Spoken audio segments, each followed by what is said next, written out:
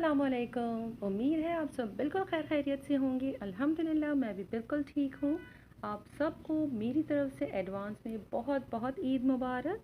आज मैं आप लोगों के साथ अपनी कोई रेसिपी शेयर नहीं कर रही, बल्कि मैं एक जज़ा की प्रोडक्ट शेयर कर रही हूँ। मैंने जज़ा के शीर खुरमा मिक्स को ट्राई किया था, जो आप लोगों के साथ शेयर कर रही हूँ। वीडियो स्टार्ट करने से पहले अगर अब तक आपने मेरे चैनल को सब्सक्राइब नहीं किया तो प्लीज़ सब्सक्राइब कर लीजिए। तो आइए शुरू करते हैं।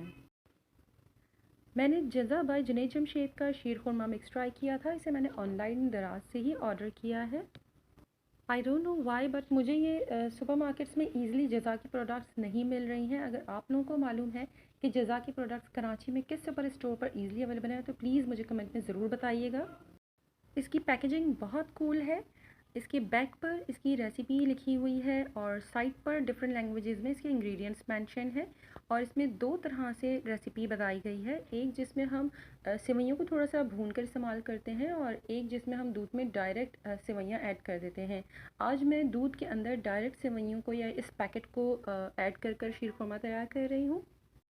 पैकेट के मुताबिक इसमें 1 लीटर दूध का बताया गया है, बट मैंने यहाँ पर 1.5 लीटर दूध लिया था और इसे मैंने बॉयल आने के बाद स्लो फ्लेम के ऊपर छोड़ दिया है ताकि ये थोड़ा सा गाढ़ा हो जाए और इसका कलर थोड़ा सा और रिच हो जाता है।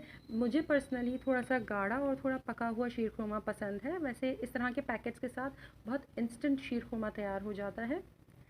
जैसे ही दूध थोड़ा सा गाढ़ा हो गया, मैंने इसके अंदर शीर खुरमा मिक्स ऐड कर दिया है। अगर आप पसंद करते हैं तो इसे पहले किसी फ्राई पैन में हाफ़ टेबल स्पून बटर या फिर घी के अंदर सिर्फ 30 टू 40 सेकंड्स के लिए सौटे कीजिए और इसके बाद आप इसे दूध के अंदर शामिल कर दीजिए। बट मैंने इसे डायरेक्ट ही दूध में ऐड कर दिया है। और स्लो फ्लेम के ऊपर आप इसे कुक होने दीजिए और वक्फे वक्फे से इसके अंदर आप चम्मच चला सकते हैं। जैसे ही इसके अंदर बॉयल आया है, अब आप इसमें देख सकते हैं कि इसके अंदर ज़ाफ़रान भी मौजूद है और बहुत सारे नट्स इसके अंदर पहले से ऐड हैं। खुशबू बहुत अच्छी आ रही थी और ज़ाफ़रान की वजह से दूध का कलर भी बहुत अच्छा हो गया था। बहुत झटपट और बहुत मज़ेदार शीर खुरमा तैयार हुआ था। सिर्फ ईद पर ही नहीं, अगर आपके घर अचानक ही मेहमान आ जाते हैं तो इस तरह के डेज़र्ट्स बहुत काम आते हैं। आप इसे ठंडा या गर्म अपनी पसंद के हिसाब से सर्व कर सकते हैं। शीर खुरमा रेडी होने के बाद मैंने इसे डिश आउट किया है और इसके ऊपर मैंने थोड़े से नट्स स्प्रिंकल किए हैं, जो बिल्कुल ऑप्शनल है क्योंकि इसके अंदर ऑलरेडी नट्स मौजूद हैं। अगर आप लोगों ने भी जज़ा की कोई प्रोडक्ट यूज़ की है जो आप लोगों को बहुत पसंद आई तो प्लीज़ मुझे कमेंट में ज़रूर बताइएगा। इंशाल्लाह मैं ज़रूर ट्राई करूँगी और आप लोगों के साथ शेयर करूँगी।